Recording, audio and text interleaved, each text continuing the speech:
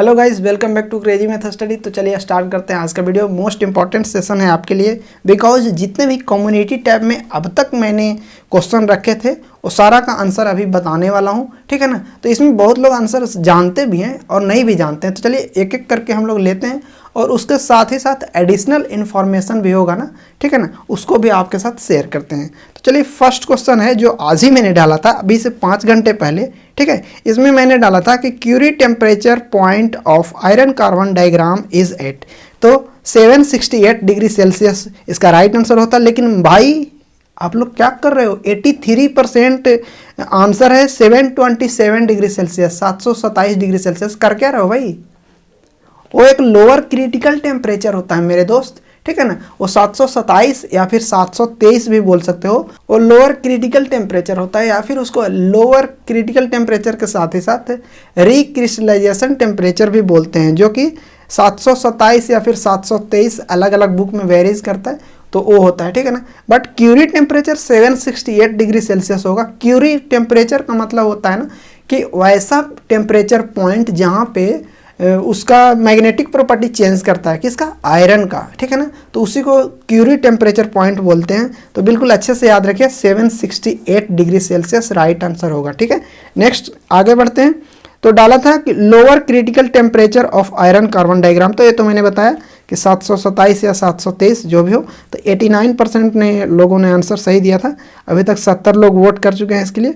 Next question है, for maximum range projection angle must be, कितना degree, 45 degree. आप भी जानते हैं कि u square sine 2 theta by g, तो 2 थीटा मतलब साइन थीटा का वैल्यू 90 डिग्री के बराबर होगा ना, तो प्रोजेक्टाइल मोशन में वो सबसे लॉन्ग रेंज तक जाएगा, ठीक है ना। ये पता है ना आपको, तो बिल्कुल सही है। चलिए कोई बात नहीं, इसमें 74 लोगों ने वोट किया है और बिल्कुल अच्छा, मतलब 91% लोगों ने सही आंसर किया है। चलिए आगे, helix angle for drill bit is generally taken as, तो 30 डिग्री बिल्कुल राइट आंसर है। 85 लोगों ने इसको वोट किया है और 80% आंसर सही है, ठीक है ना। तो I am very much happy. तो यहाँ पे अभी एक स्क्रीन पे आपको दिख भी रहा होगा ड्रिल बिट का, तो इसको देख लीजिए। और ड्रिल बिट का जो हेलिक्स एंगल होता है क्या होता है, यहाँ पे आपको दिख रहा होगा, ठीक है। तो 30 डिग्री बिल्कुल राइट आंसर, याद रखिएगा, ठीक है। आगे बढ़ते हैं। Point angle for drill bit is generally taken as, point angle की बात करिए माय डियर फ्रेंड्स, तो इसमें 118 डिग्री बिल्कुल 80% लोगों ने आंसर राइट किया है, ठीक है। और 100 लोग अब तक वोट कर चुके हैं, तो I am very much happy कि आपने अच्छा आंसर दिया। बट कुछ लोग गलत आंसर भी कर रहे हो भाई, तो इसलिए मैं बताता हूँ, एक बार मैं बताता हूँ। 90 डिग्री जो होता है ना, 90 डिग्री पॉइंट एंगल किसके लिए होता है, तो होता है बेके लाइट के लिए या फिर प्लास्टिक के लिए, ठीक है। याद रखिए 90 डिग्री बेके लाइट और प्लास्टिक के लिए, और 118 डिग्री जनरली लिया जाता है, और 135 डिग्री स्टेनलेस स्टील के लिए लिया जाता है, ठीक है। तो आपको सारा चीज़ आपको याद रखना है, कोई इधर उधर नहीं, ठीक है। तो बिल्कुल याद रखिएगा, मैंने बता दिया। आगे बढ़ते हैं। Brittle material form dot chip during machining, कौन सा, डिसकंटिन्यूअस चिप। बिल्कुल 93% ने आंसर 93% लोगों ने आंसर सही दिया। 91 लोग वोट किए, बहुत अच्छा, वेरी गुड। चलिए आगे बढ़ते हैं। कंटिन्यूअस चिप, तो माइल्ड स्टील या फिर डक्टाइल मटेरियल का बोल सकते हैं, ठीक है ना। जो भी डक्टाइल मटेरियल होगा उसका लॉन्ग कर्ली चिप निकलेगा, ठीक है ना, लॉन्ग चिप निकलेगा, तो बिल्कुल याद रखिए। आगे बढ़ते हैं, देखते हैं next question. List count of dial gas indicator, भाई इस पे तो मुझे बहुत गुस्सा आया आप लोगों पे। मैंने इतना बार बताया हुआ है, इमेज के साथ दिखाया हुआ है, फिर भी आप लोग गलती कर रहे हो भाई, ठीक है ना। और जो कि गलती करने वाला है नहीं, 95 लोगों ने इसको वोट किया है, बट सिर्फ और सिर्फ 49% लोगों ने मतलब गलत आंसर ये भी दिया है। सिर्फ और सिर्फ 23% लोगों ने सही आंसर किया, जो कि ऑप्शन डी है, ठीक है। तो बिल्कुल आप लोग कैसे कर रहे हो भाई, देखो जनरली जो लिस्ट काउंट होता है ना, वो 0.01 होता है, 0.01 होता है, जो कि राइट आंसर होता है। लेकिन आप लोगों ने गलत आंसर किया, प्लीज़ ऐसे मत करो यार। और जो स्पेशल केस होता है ना, उसमें 0.001 लिया जाता है, स्पेशल केस में 0.001, तो सिंपल लिखा हुआ है ना, तो जनरल केस में ही बोलता है। तो इसको बिल्कुल अच्छे से आंसर कीजिएगा, डी आंसर इसका सही होगा, ठीक है।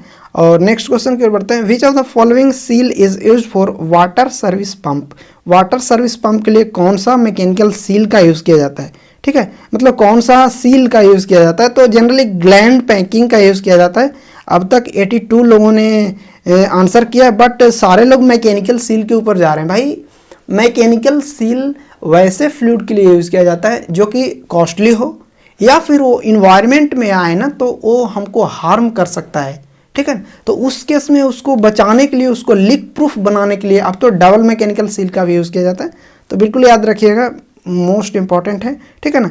मैकेनिकल सील इसका राइट आंसर नहीं होगा भाई। वाटर सर्विस के लिए ग्लैंड पैकिंग का यूज़ किया जाता है, ठीक है ना। और वाटर थोड़ा बहुत ग्लैंड पैकिंग का तो होता है ना कि अगर 10 सेकेंड में 1 बूंद 2 बूंद टप टप करके पानी भी निकलते रहे तो कोई फ़र्क नहीं पड़ेगा, बिकॉज हम लोगों के पास वाटर का स्टोरेज अच्छा खासा रहता है, ठीक है ना। तो उसके लिए चिंता नहीं है। और ग्लैंड पैकिंग सस्ता होता है ना। और एक सील वाटर पंप है सर्विस उसका, उसमें 3-4 लाख 5 लाख का सील डालने से क्या फ़ायदा है भाई। जब 150-200 में काम चल रहा है तो 5 लाख लगाने की क्या फ़ायदा है, कोई फ़ायदा नहीं है, ठीक है ना। तो इसलिए ग्लैंड पैकिंग का यूज़ किया जाता है, बिल्कुल अच्छे से याद रखिए। बट अगर केमिकल बोले या फिर कॉस्टली फ्लूइड बोले ना तो उसमें उस चीज़ का यूज़ किया जाता है। और फिर अगर ये लिक्विड का केस है, अगर गैसियस केस हो ना तो ड्राई गैस सील का यूज़ किया जाता है। क्या यूज़ किया जाता है? ड्राई गैस सील, जो कि कंप्रेसर में, ठीक है ना, ये सब में यूज़ किया जाता है ड्राई गैस सील का। बिल्कुल अच्छे से याद रखिए। चलिए आगे बढ़ते हैं, देखते हैं नेक्स्ट क्वेश्चन क्या है। Which of the following pump is use for irrigation and flood control. भाई इस पे भी मुझे बहुत गुस्सा आया आप लोगों पे, ठीक है ना। बिल्कुल ऐसा मत करो यार। 92 लोगों ने वोट किया है बट सिर्फ 50% लोगों ने सही आंसर किया है। और सेंट्रीफ्यूगल पंप के ऊपर बहुत लोग जा रहे हैं, ठीक है ना। तो बिल्कुल एक्सियल पंप इसका राइट आंसर होगा भाई। इसलिए मैं बता रहा हूँ, देखो थोड़ा सा ध्यान से समझो। जो सेंट्रीफ्यूगल पंप होता है ना, प्रेशर राइज करने के लिए यूज़ किया जाता है। किस लिए? प्रेशर राइज करने के लिए, या फिर बहुत नीचे से पानी उठाना रहता है ना तो सेंट्रीफ्यूगल पंप का यूज़ किया जाता है। बट यहाँ पे इरिगेशन एंड फ्लड कंट्रोल बोल रहा है ना, मतलब कि बगल से पानी उठा के और बगल में डाल देने का है।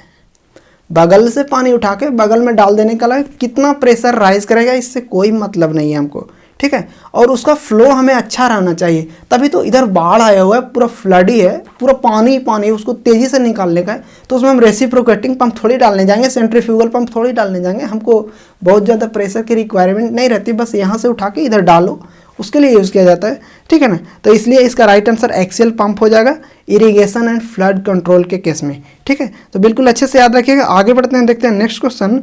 Oxygen cylinder in fabrication unit is painted with which colour. तो ब्लैक कलर बिल्कुल 86% लोगों ने आंसर किया है। अब तक 77 लोगों ने इसको वोट किया। तो चलिए, आई am very much happy, because इसमें बहुत कुछ है नहीं, ठीक है ना। और outcome of zeroth law of thermodynamics क्या होता है?